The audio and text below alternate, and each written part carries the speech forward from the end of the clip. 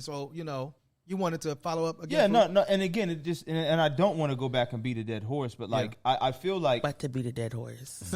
but to keep. But he's already dead, so let me kick this. But kick him in his head 2 or 3 times. Right? Yeah, no, I feel like people of color is just like very divisively and silently coded language to use colored people once again.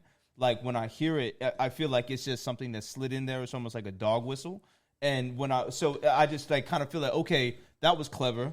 Like you can't call me nigga, but you can call me something else. You think it like that? That's honestly how I feel about it. I'll use people of color.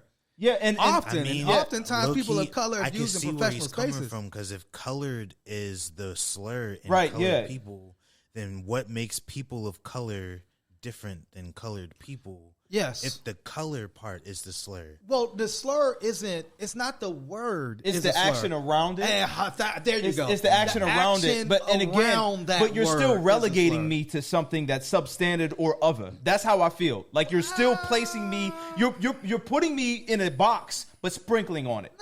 That's how I feel. That's the reality. You're trying to nice it up. That's why I say that's why Justice Clarence Thomas said, in order to get over race, you got to stop talking about race.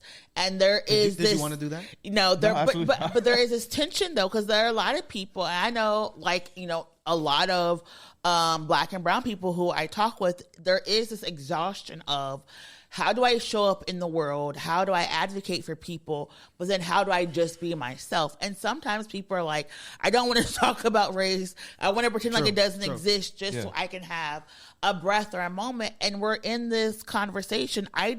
When I talk to people who aren't from America, they're like, we have no concept of race how y'all have it in the States.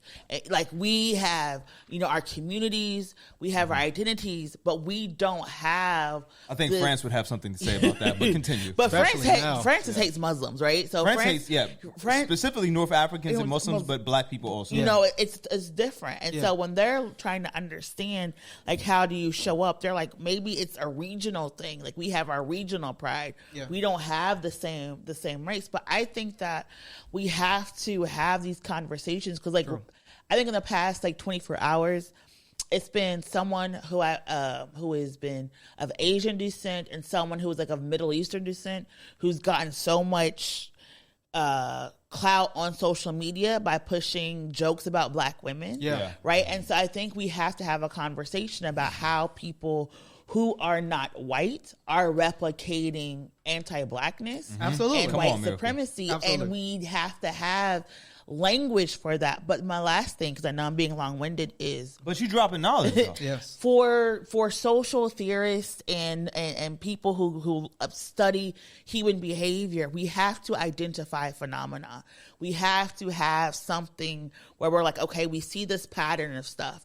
And so whether we're calling people transgender or whether we're calling people queer or people of color, we're labeling things that sometimes are just for academic research. It's not necessarily for people to personally identify and label. Yes. And I think with 2020, we saw a lot of people take on words that they didn't understand and identities that they had no academic There's no foundation for trying to be down, and they misused it, right? Yeah, so like when we're talking about like BIPOC, nobody really was going around saying I'm BIPOC. Nobody. I really don't call. I go around and say people of color. A lot of times I say like black and brown communities. Me too. Or different things. So I understand people pushing back, whether it's Latinx, Latin, Chicano. Yeah. There are long legacies where people have used these words. Yeah. But sometimes it's not meant for wide stream audiences. I agree. And the very last thing I will say is at this 1977 conference,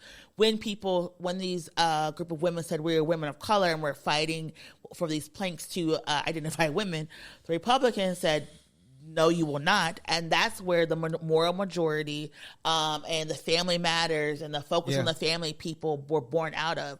So they were born out of this movement to say we're going to push back against people of color because they're trying to unite these women across the world. Absolutely. And so that's always also you have to remind there's always a counter.